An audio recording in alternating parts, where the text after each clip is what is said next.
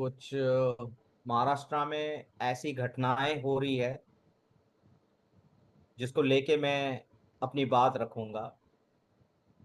मुझे लगता है यहाँ पे उपवर्गीकरण, ये जो मुद्दा है वो सबसे ऊपर में, और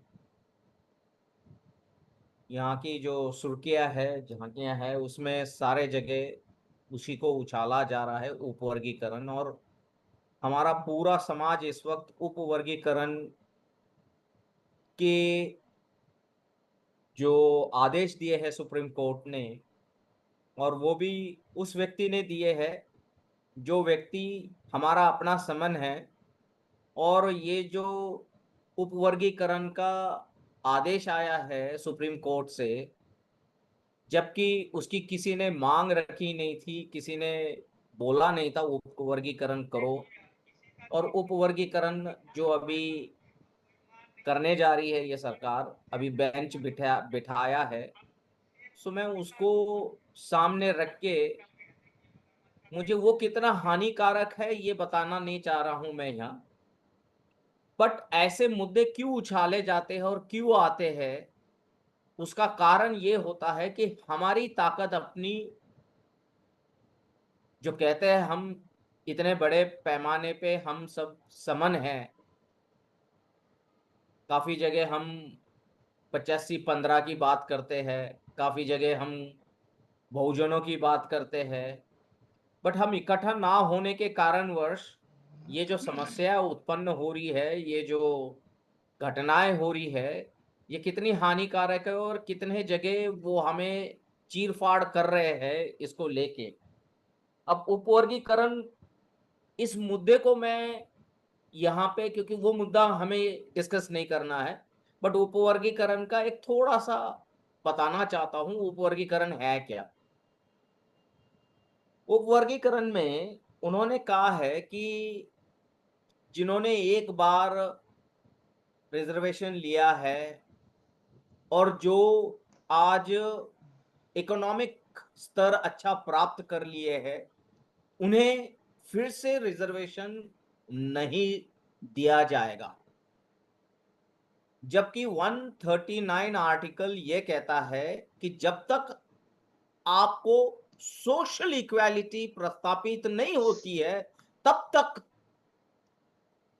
सारे वर्ग जितने भी है, चाहे वो पिछड़ा वर्ग हो, एससी हो, एसटी हो, वीजीएनटी हो, डीएनटी हो, इन सारे वर्गों को रिजर्वेशन जैसे 1949 में पारित हुआ था, उसी तहत देना होगा।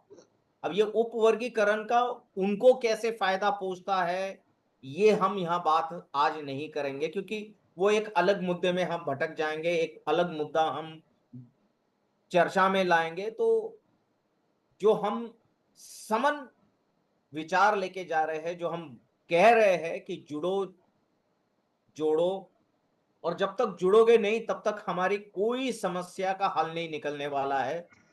अब जैसे यही चीज को यहाँ पे हर एक संगठन अपने मार्फत इसका विरोध कर रहे हैं, अपना अपना कर रहे हैं। भारतीय बौद्ध महासभा अपना कर रहा है, बीआरएसपी जो है, जो बीएसपी से कट के बनी हुई, जो एडवोकेट सुरेश माने जी ने उस पार्टी की स्थापना की, जब बीएसपी से निकले, मान्यवर साहब का जब मान्यवर साहब चल बसे, उसके बाद वो अपना एक अलग चल रहा है।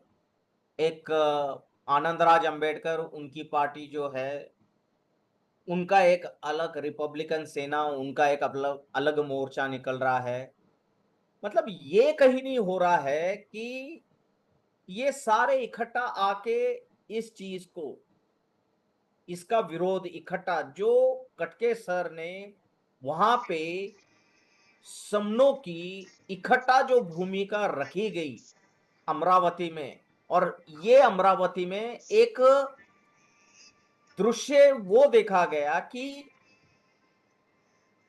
वहां पे ये जो लीडर वाला कंसेप्ट है वो पूरा नल एंड वॉइड किया गया है।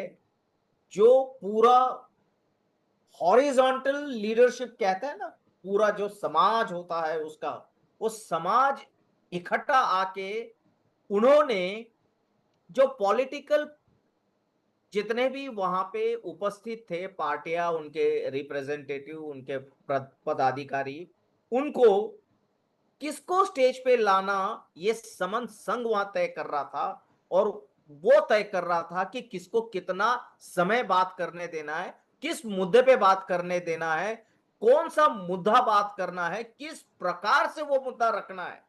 क्योंकि मुद्दा जिस प्रकार से रखा जाता है वो भी बहुत अहम है। और ये सारा चीज समन संघ ने वहां जो कंट्रोल किया, इसका एक उदाहरण तौर पे हमने जो वहां पे समन संघ ने इतने बड़े पैमाने पे वहां अमरावती में सक्सेसफुल करके दिखाया, उसका आज भी कटके सर को तो विरोधी बहुत कुछ बोलते हैं, बोल रहे हैं लोग, नहीं मुझे यहां बोलने नहीं दिया। वो क्यों बोलने दिया जाएगा? आपकी क्या पूर्व तैयारी है कि इस विषय की? आपका क्या अभ्यास है इस विषय का जो आपको बोलने दिया जाएगा? आप क्या आके वहां बोलने वाले हो? कौन सा मुद्दा वहां पे प्रस्तापित करने वाले हो? कौन से मुद्दे पे आपकी चर्चा रहने वाली है? कुछ भी आपका उसका अभ्यास नहीं, उस विषय का अभ्यास नहीं, क्योंकि वो बहुत तांत्रिक विषय है। यह पूरा कॉन्स्टिट्यूशनल विषय है। 139 का अगर अभ्यास करने बैठ जाए, हम यहाँ जितने 65 लोग हैं, उसका अभ्यास करने आज अगर हम बैठ जाए ना रात में, तो सुबह 6 बजे तक सिर्फ उसका हम अलग अलग उसके पर्सपेक्टिव निकालने बैठ जाएंगे जो बाबा साहब ने उस वक्त सोच रखे थे। तो हमने जो है इसका अभ्यास किए बगैर जो लोग यहाँ सिर्फ उनको सिर्फ मोर्चा निकालना, ये उनका एक दायित्व समझने लगा है ये समाज, कि भाई मोर्चा निकाल दिए, खत्म हो गया भाई। इतने मोर्चे निकालने के बाद भी अगर ये पारित हो जाता है उपवर्गीकरण, क्या इतने सारे अलग अलग पक्षों ने, अलग अलग सामाजिक संगठनों ने, अलग अलग अलग अलग जिसे कहते हैं गैर राजनीतिक जितने हमारे संगठन हैं, जितने हमारे आज उसको क्या कहेंगे आप, जो कि सांस्कृतिक संगठन है, ये सारे संगठन अपने अपने अलग अलग चल रहे थे। बट इसका एक अलग, हमको इसको एनालाइज करोगे तो दो चीज बहुत अच्छे सामने निकल आई है। इसमें दो चीज कौन सी निकल आई है आपको मैं बताता हूं। यहां पे जैसे 2 अप्रैल 2018 में हम पे जो एट्रोसिटी एक्ट के तहत वो बंद करने की जो निकली थी, वो ही चीज यहां पे उसी तुलनात्मक ये कॉन्स्टिट्यूशनल अमेंडमेंट होने जा रहा है कि उपवर्गीकरण जैसी हो जाएगा तो जिन्होंने ऑलरेडी इसका लाभ लिया है, लाभार्थी रहे हैं, या लाभार्थी ना रह के भी सपोज रिजर्वेशन नहीं लिया है बट वो इकोनॉमिकली फॉरवर्ड है, जिनके पास पहले से पैसा है या पैसा है उनके पास रहा है, उनको इसका कोई भी लाभ नहीं ले पाएंगे। अब इसमें क्या हो जाएगा, हमारे अपनों में बहुत सारा दरार पैदा हो जाएगी। दूसरी बात इसमें और एक चीज होने जा रही है कि अगर इसमें आगे चल के ये जो एससी में महाराष्ट्र में 59 अलग अलग जाति वर्ग जो बनता है, उनको उनकी संख्या प्रमाण में 15% अगर एससी में है और 59 अगर हमारी जातियां उसमें आती है, तो उनकी अगर जनगणना के हिसाब से उनकी टक्केवारी निकाली जाए, तो सपोज ये मान के चलो, यहाँ पे जो मैं जातिवाचक शब्द ले रहा हूं, बट वो मैं इसलिए लेना चाह रहा हूं एक उदाहरण के तौर पे, मैं बिल्कुल जाति इस विषय को ना मैं मानता हूं, ना मैं इस पे चर्चा करना चाहता हूं, बट मुझे आज उसको उदाहरण के तौर पे देना पड़ रहा है कि मांग हो, चमार हो, ढोर हो, ये जो अलग है यहाँ पे, हर एक की जो संख्या रहेगी, वाल्मीकि हो, यहाँ पे जितने एससी में आते हैं वो सारे उनकी संख्या के अनुपात में यहाँ लेंगे। अब आप बताइए, हमारी जनसंख्या कितनी अरे कितनी कितनी ऑनेस्टली यहाँ की जाती है, कितनी सही तरीके से वो जनगणना होती है इस देश में। यहाँ जनगणना क्या है, आम सबको यहाँ पे अवगत है। ईसीआई का जो डेटा है, वो डेटा भी आज एक क्वेश्चनेबल डेटा है। ईसीआई के पास इतने सारे जो एसआईआर निकल रहा है, सिस्टमैटिक इंटेंसिव रिवीजन जो हो रहा है, उस एसआईआर के तहत कम से कम 2-2 1.5 करोड़ लोगों को एसआईआर में से निकाला जा रहा है ताकि उनका वोटिंग राइट्स निकल जा रहा है। हमारा समाज जो समन है, क्या ये समझ रहा है? मैं उसको उदाहरण के तौर पे बात रखना चाहता हूं या बताना चाहता हूं। जब फॉरेन में आप अगर दुबई जा रहे हो, उदाहरण के तौर पे इसका मैं इसलिए दे रहा हूं ताकि यहाँ हमारे जितने बहन भाई है वो समझ पाए कि आपका वोटिंग राइट निकलने से आपका कितना बड़ा हक अधिकार यहां से निकाला जाएगा। तो वो जो 2 करोड़ लोग वहां से जो लिस्ट से निकाले जाते हैं, तो अभी दुबई ने रिसेंटली एक वीजा अलग से निकाला है, रेसिडेंशियल परमिट वीजा उपलब्ध है, उसमें आपको वोटिंग राइट्स नहीं है, वोटिंग राइट्स नहीं मिलते आपको। रेसिडेंशियल राइट्स है, मतलब आप सिर्फ वहां पे मकान खरीद सकते हो और रह सकते हो और नौकरी कर सकते हो, या तो आपका खुद का कुछ व्यवसाय हो तो व्यवसाय चला सकते हो, बट आप वहां पे वोट नहीं डाल सकते। मैं कोई अहम बात बता रहा हूं आपको। और उसको उसका और एक वीजा है, एक है इन्वेस्टमेंट वीजा, इन्वेस्टर वीजा। जो आप 5 करोड़ अगर वहां इन्वेस्ट कर रहे हो तो आपको इमीडिएटली रेसिडेंशियल परमिट के साथ इन्वेस्टर वीजा मिल जाता है, ताकि आप वहां जाके इनोवेशन एंड इन्वेस्टर वीजा के तहत वहां पे आप आपका कार्य कर सकते हो, वहां रह सकते हो, वहां आप अपना जीवन व्यतीत कर सकते हो, बट उसमें भी आप वोट नहीं कर सकते। आप समझ रहे हो मैं किस मुद्दे पे आप सबका ध्यान आकर्षित करने जा रहा हूं? ये जो वोटिंग है ना, ये वोटिंग राइट बड़े मुश्किल से मिला हुआ चीज है। ये बाबा साहब ने तो मतलब वो बिल्कुल अ, वो तो क्या कहते हैं, जैसे 24 कैरेट सोना होता है, तो पता नहीं कौन से कैरेट के सोने थे हमारे इस भारतवर्ष को, भारतवर्ष को हमें वो मिले। नहीं तो अन्यथा मैं आपको बताना चाहता हूं, वोटिंग राइट्स मिलना इसके लिए, चाहे अमेरिका लो, चाहे यूरोप लो, चाहे कोई भी खंड लो, यहाँ पे वोटिंग राइट मिलाने के लिए लोगों ने महिलाओं के लिए या किसी और जो कमजोर वर्ग है, मार्जिनलाइज्ड वर्ग है, उनको वोटिंग राइट्स मिलाने के लिए बहुत बड़े बड़े आंदोलन, रिवॉल्यूशंस करने पड़े हैं। और हमें तो बस बिल्कुल एक एक एक ही सेंटेंस लिखा गया है, और वो सेंटेंस के तहत हमें वोटिंग राइट बहाल किया गया है।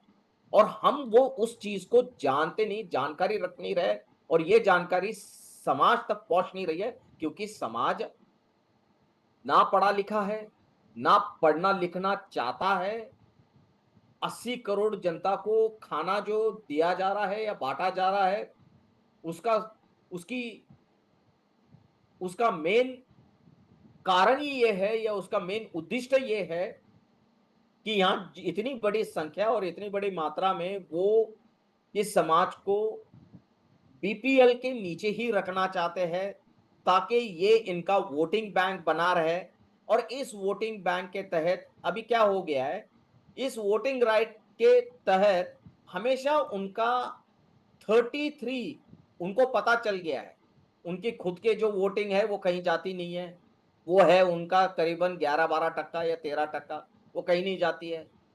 उनको ये पता चल गया है कि मेजॉरिटी लानी है तो 22 से 25% ले आना होता है।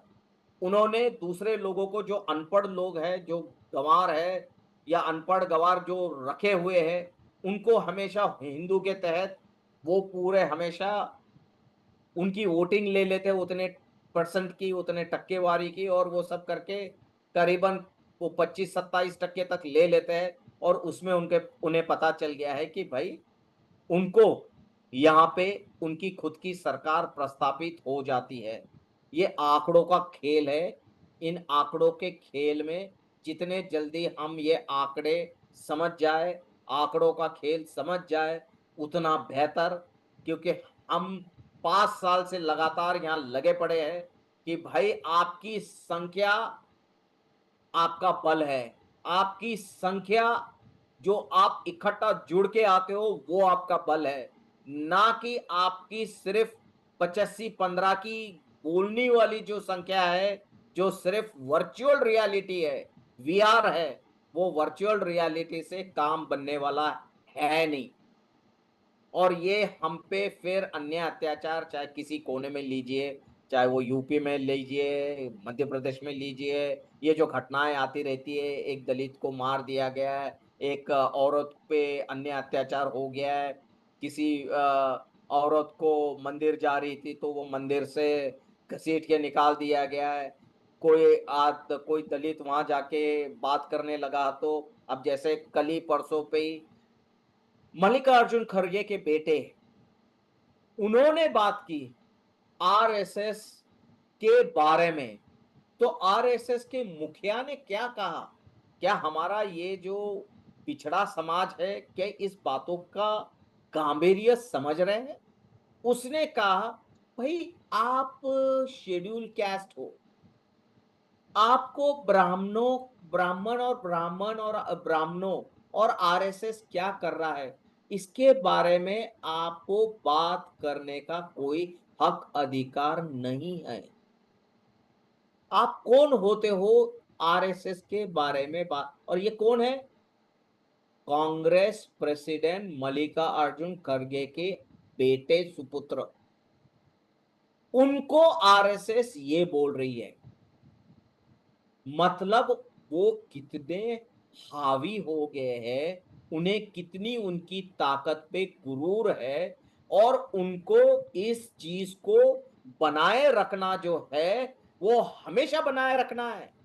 उनको यहाँ पे हमारा जो यहाँ पे जो पिछड़ा दलित अम, जो वर्ग है, उनको इसमें कोई बदलाव लाना नहीं है।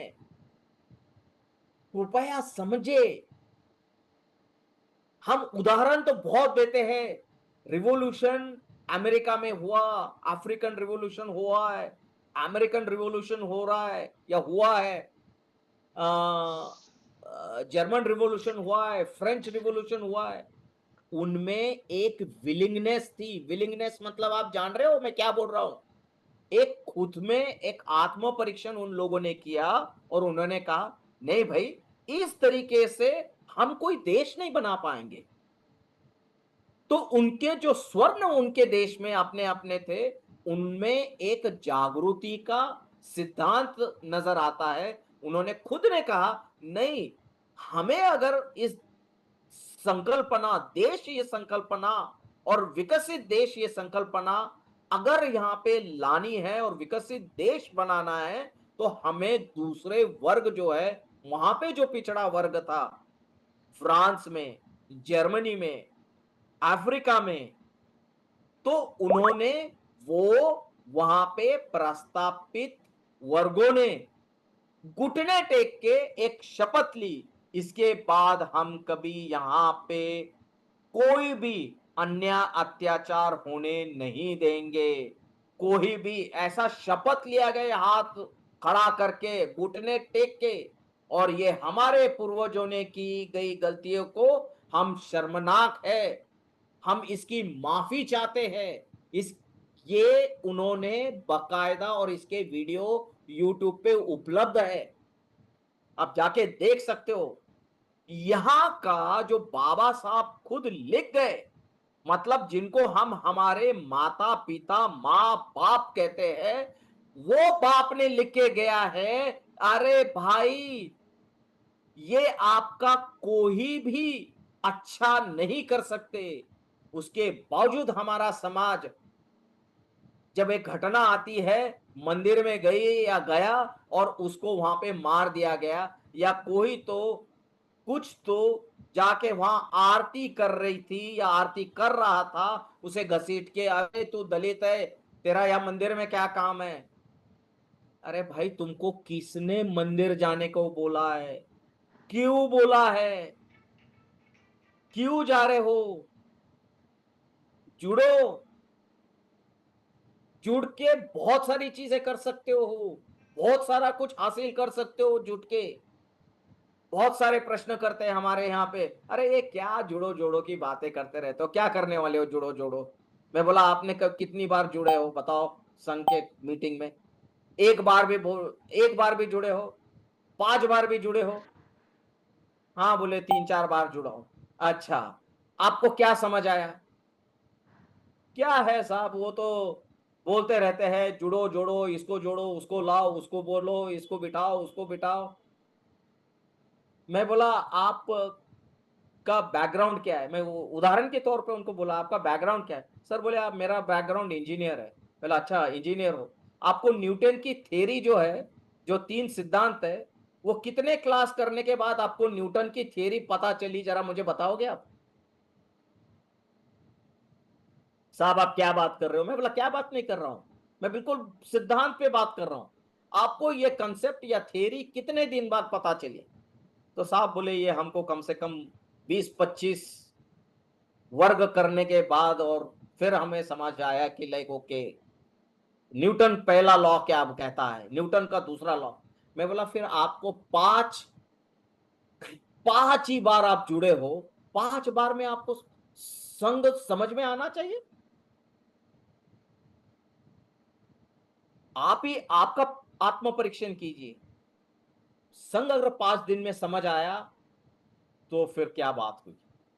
संघ को समझने में थोड़ा वक्त लगना होगा।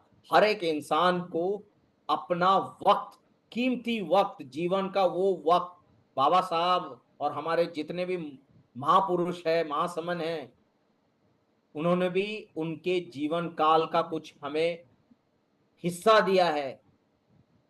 उस कारणवश हम यहाँ बैठे हैं, उस कारणवश हम अपने गाड़ियों में, अच्छी अच्छी गाड़ियों में घूम रहे हैं, इस कारणवश किसी हवाई जहाज में बैठ के इधर से उधर। तो यहाँ पे उनकी उनका मानस बिल्कुल आपको उस गंद व्यवस्था से बाहर निकालने का नहीं है, आज भी नहीं है। उनको ये देश विकसित करने की नहीं है। आपको मैं पूछना चाहता हूं, जब पुलिस किसी भिखारी को पकड़ता है या चोर को पकड़ता है, तो चोर को पकड़ने के बाद वो सबसे पहला बात क्या करता है? मैं चोर नहीं हूं, मैंने चोरी नहीं की, मैं चोर नहीं हूं, मैं चोर नहीं हूं। सो जिसको विकास करना होता है उसको क्या बोलना होता है? वो क्या बोल रहा है? विकसित भारत, विकास, सबका विकास, सबका विकास। वो जो है ना, मैं चोर नहीं हूं, बस मैं सबका विकास करूं। मुझे कोई विकास नहीं करना है, किसी का विकास नहीं करना है। बौद्धिक विकास तो छोड़ ही दो, आर्थिक विकास एक आधे का हो गया तो हो गया।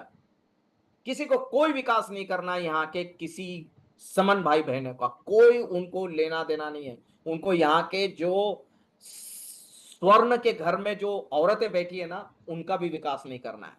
प्लीज, ये जितने जल्दी हम समझ गए या समझ आया उतना बेहतर है। नहीं तो ये निरंतर काल चलने वाली व्यवस्था उन्होंने बनाई है, निरंतर काल।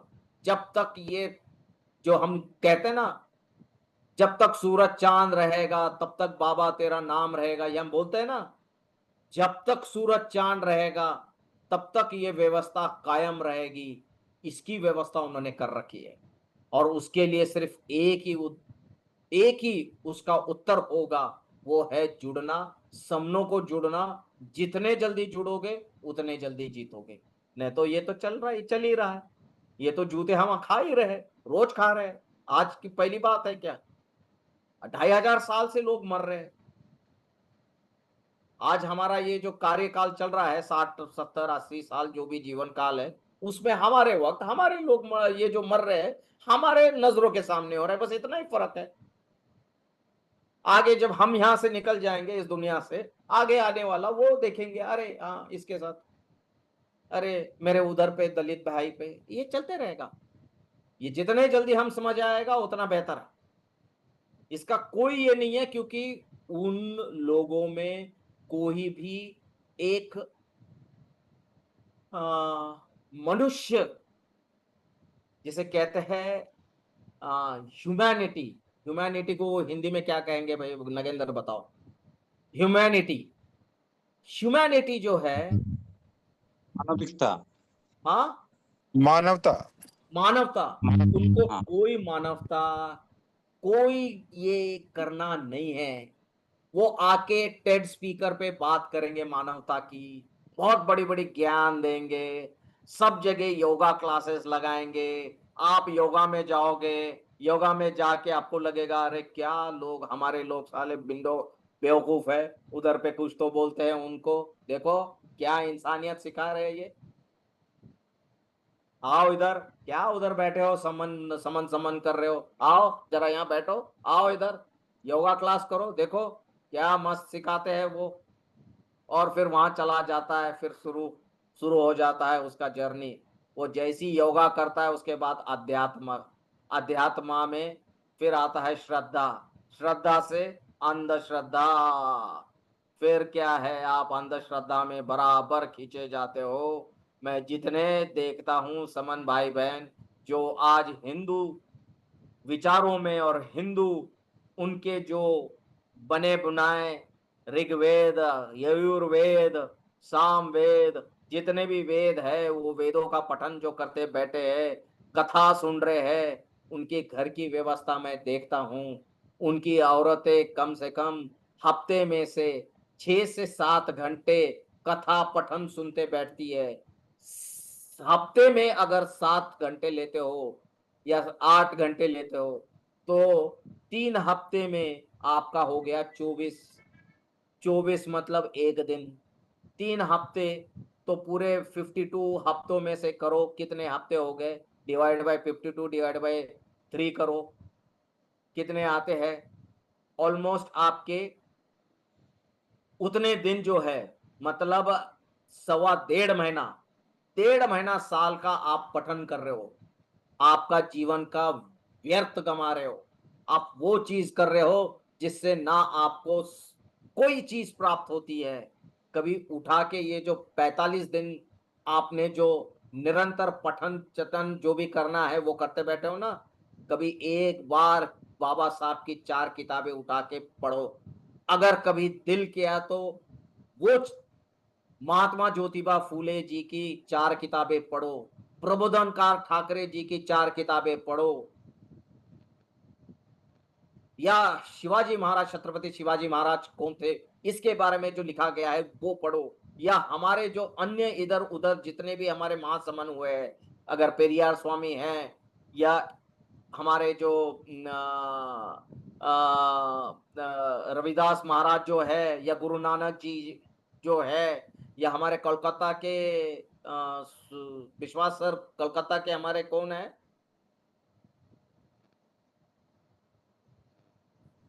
सुधीर विश्वास सर, सुधीर विश्वास सर। हाँ, गुरचंद ठाकुर सर, हरिचंद ठाकुर। यस, गुरुचंद ठाकुर और हरिचंद ठाकुर, उन्होंने जो अपना प्राण त्यागे है, उन्होंने जो अपना वक्त बिताया है जीवन का, वो भी, वो सब जो हमारे महासमन हुए हैं, क्या उसको हम कुछ सोचते हैं उन चीजों पे? क्या हम, वो हमारे जो मान्यवर साहब ने कभी जीवन में उनके बहनों के शादी में, क्या उनके माँ बाप का देहांत हुआ, कभी गए नहीं? आपको पता है उसका क्या दुख होता है? कभी आप, हम यहाँ बैठ के कभी उसके ऊपर विचार मंथन कभी करते? उनके भी कोई अपने ये एक फीलिंग जो होती है, उनकी भी एक फीलिंग होगी। आपको लगता है बाबा साहब कितने रोए होंगे 4 बच्चे जब उनके चल बसे होंगे? वो क्या फीलिंग होगी जब हमारे बच्चों को खरोच आती है तो हमारा पूरा दिल दहल जाता है, खून निकल आया तो पूरा आंसू निकल आते हैं। क्या होगा उस रमाई माँ बाबा साहब का उस वक्त का वो क्षण याद करो। कितने लोगों को बता बता के थक गए। कब हमारा समाज समझ जाएगा कि अरे ये सब व्यवस्था कोई काम की नहीं है, ये हमारे कोई काम की नहीं है। अगर हमें कुछ करना है तो बस समन संघ जो कर रहा है, इकट्ठा आओ इकट्ठा बैठो। और फिर वो जो हमारे ऐसे कुछ लोग बात करते हैं ना, क्या कर रहे हो आप इकट्ठा आके इकट्ठा आके इकट्ठा आके। मैंने बोला इकट्ठा आके 140 बच्चे अंग्रेजी पढ़ गए साहब। इकट्ठा आके आज कम से कम 70 से 80 बच्चे जब से मैं संघ से जुड़ा हूं फॉरेन चले गए साहब। जब से इकट्ठा आया हूं ये मैंने जो ये किया हूं उसका मैं बात कर रहा हूं। उसका तो और बहुत सारे यहाँ पे जो मेरे बहन भाई बैठे हैं, बहुत सारा काम किया है उन्होंने। तो किसी की शादियां नहीं हो रही थी, शादी होना चालू हो गई, कोई दिक्कत नहीं आ रही है। किसी की फी नहीं दी जा पा रही थी, सब इकट्ठा 500 रुपए निकल गए पॉकेट से। किसी को ज्यादा क्षति भी नहीं पहुंची, उसकी फी दी गई और वो बच्ची आज पढ़ रही है। आज सिम्बॉयसिस से अच्छे कॉलेज से पढ़ रही है, अच्छी यूनिवर्सिटी से पढ़ रही है और कितने अच्छे गुण लाके आज अपने आप को अच्छे मुकाम पे ले जा रही है। ये ये इसका समन का आउटपुट है साहब, ये रिजल्ट है। कितने लोगों को यहां आज पहली बार पता चला है कि अरे मंडल मेरा ही अपना भाई है, विश्वास मेरा ही अपना भाई है, समरेश मेरा ही अपना भाई है, वीर मेरा ही अपना भाई है, कटके मेरे ही अपने हैं, खापड़े मेरे अपने हैं, बौद्ध मेरे अपने हैं, सारे अपने हैं, भगत अपने हैं, उधर पे जो मीना है वो मेरे अपने भाई है। कितने लोगों को पहली बार पता चला है बाबा साहब ने जो लिख के गए थे तब, आपका सरनेम में आपकी कुंडली है, आपका सारा कुछ उस सरनेम में लिखा है। जो कहते हैं ना वो जाके कुंडली निकालते हैं, आपका गण क्या है, राक्षस लिखते हैं, वो राक्षस नहीं है, रक्षक है। रक्षक का उल्टा कुछ तो उसका भ्रांति करके, उसका अपभ्रंश करके, रक्षक का जो रक्षा करने वाला समाज था इस देश की, इस धरती की, इस जो आज पेड़ काटे जा रहे हैं, पेड़ काटने की वजह से आज हमारे यहाँ बारिश नहीं हो रही है, सारा जो किसान वर्ग है बड़ा चिंतित बैठा है। ये सब उसका दिया दया किया कराया है। तो ये सारा इसका आउटपुट है। 1 मिनट हो गया मेरा भी। इसका सब ये आउटपुट है, ये हमें समझना है, याद रखना। ये सारी चीजें उसको बराबर जब बांधना चालू करोगे तब पता चलेगा कि अरे उनकी व्यवस्था से हमारी जमीन भी जा रही है, उनकी व्यवस्था से नौकरी भी जा रही है, उनकी व्यवस्था से अंधश्रद्धा भी आ रही है, उनकी व्यवस्था से यहाँ पे अन्याय अत्याचार हो रहे हैं, उनकी व्यवस्था से हक अधिकार जा रहे, उनकी व्यवस्था से यहाँ पे राजकीय सत्ता उनकी प्रस्तापित हो रही है। इतने सारे चीजें समन संग बता बता के, चिल्ला चिल्ला के, गला फाड़ के, हर कोई मेरा बहन भाई यहाँ पे बताता है, उसके बाद भी हमें समझ नहीं आता है। तो अभी क्या किया जाए? बस इतना ही कहूंगा, जितने जल्दी जुड़ोगे, जितने जल्दी इकट्ठा बैठना चालू करोगे, और जब इकट्ठा बैठता हो तो निश्चित तौर पे कोई भी चीज का, कोई भी समस्या का हल निकल आता है। यह नैसर्गिक नियम है, ऐसा बुद्ध कहते हैं।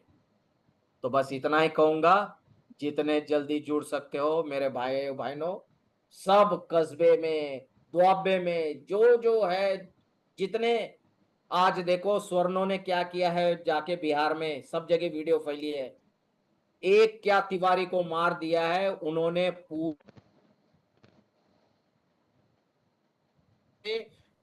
पूरे बिहार में जाके शूटिंग की है कि हम पे हक अधिकार हो रहा है। और वो भी क्या है, पूरे शूटिंग बंदूक लेके शूटिंग की है। इनके पास इतना हथियार आया कहां से, कैसे, कौन रखने की इनको अनुमति देती है?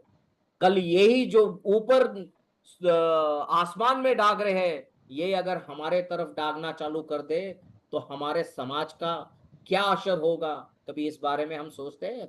बस इतना ही कहूंगा, जुड़ो, जुटो, इकट्ठा आओ। ताकत हमारी उनसे बहुत बड़ी है, वैचारिक भी है और बहुत सुंदर भी है। संगम नमामि, संगम नमामि, संगम नमामि। जय भीम, नमो बुद्धाय। मेरे वक्तव्य में ये बात रखते हुए कुछ अगर मुझसे गलती हुई है तो मैं क्षमा प्रार्थी हूँ।